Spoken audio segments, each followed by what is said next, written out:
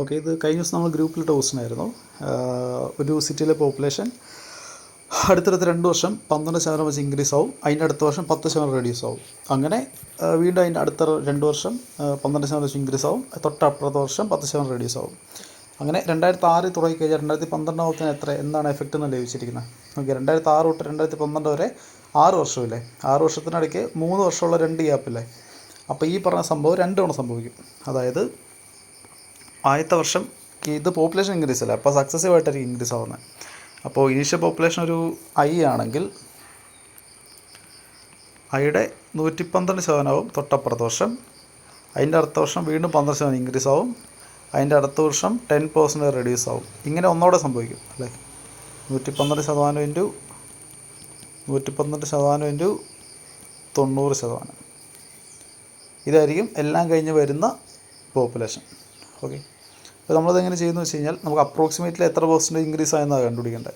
അപ്പോൾ നമ്മൾ വെട്ടി ചെറുതാക്കി ഫ്രാക്ഷനൊക്കെ പോയി കഴിഞ്ഞാൽ കുറച്ച് ചടങ്ങാണ്. അപ്പോൾ അതിന് വരെ നമുക്ക് ഇങ്ങനെ ചെയ്യാം. ആദ്യം ഇത് രണ്ടും അങ്ങ് മൾട്ടിപ്ലൈ ചെയ്യാം. അതായത് 112 സ്ക്വയർ എന്ന് പറഞ്ഞാൽ 125/4 ആണ്. ഓക്കെ, പക്ഷേ 2% അപ്പോൾ 4 ഡെസിമൽ മാറ്റിയിടണം. അതുപോലെ ഇത് തന്നെ ആയിരിക്കത്തില്ലേ, 1.2544 ഇൻറ്റു 90% പറഞ്ഞാൽ 0.81 ആയിരിക്കും അല്ലേ. കാരണം 9 9 81, പിന്നെ 2 0, 4 ഡെസിമൽ മാറ്റിയിടത്തിന് 0.81 വരും. 1.2544 മൾട്ടിപ്ലൈ ചെയ്യണ്ടേ. ഇത് മൾട്ടിപ്ലൈ ചെയ്യാൻ വേണ്ടിയിട്ട് അവസാനത്തെ 2 ഡിജിറ്റ് ഒഴിവാക്കിയിട്ട് മൾട്ടിപ്ലൈ ചെയ്താൽ മതി. ഓക്കെ, ഇതിപ്പോൾ 125 അല്ലേ, 125 സ്ക്വയർ എത്രയാണ്, 12 × 13 156/25 ആയിരിക്കും. 156/25 2 ഡെസിമൽ മാറ്റിയിടണ്ടേ.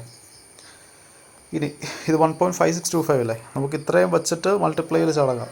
അപ്പോൾ നമുക്ക് ഞാൻ ചെയ്തതിന് 1.56 എന്ന് വിളിക്കാം. പക്ഷേ വേറെ കാര്യം പറയട്ടെ, നമ്മൾ ഈ 0.44 ഒഴിവാക്കിയിട്ടല്ലേ നമ്മൾ മൾട്ടിപ്ലൈ ചെയ്തത്. അപ്പോൾ നമുക്കിതിന് അപ്രോക്സിമേറ്റ്ലി 1.57 എന്ന് എടുക്കാം. എന്നാലേ നമ്മൾ ആൻസറിനകത്തോട് കുറച്ചുകൂടെ അടുത്തെത്തുള്ളൂ. ഇനി ഇൻറ്റു 0.81 ചെയ്യണം. ഇത് മൾട്ടിപ്ലൈ ചെയ്യുമ്പോൾ എങ്ങനെയാണ്, ആദ്യം 157 × 81 മൾട്ടിപ്ലൈ ചെയ്യാം. 7 × 56 5, 45 45, 8 4 12.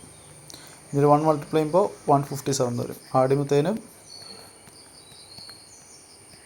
ഓക്കെ 12717 വരും.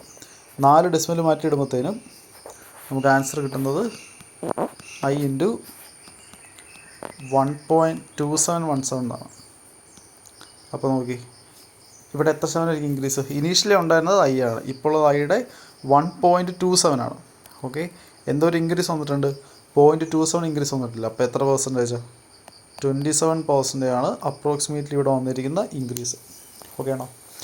ഇനി നമ്മളിവിടെ 1.56നെ 1.57 എന്ന് എടുത്തില്ലേ, 1.56 ഇട്ട് കാൽക്കുലേറ്റ് ചെയ്യുകയാണെങ്കിൽ എനിക്കൊന്ന് ആൻസർ ഒരു 1.26 സംതിങ് എന്താ വരിക.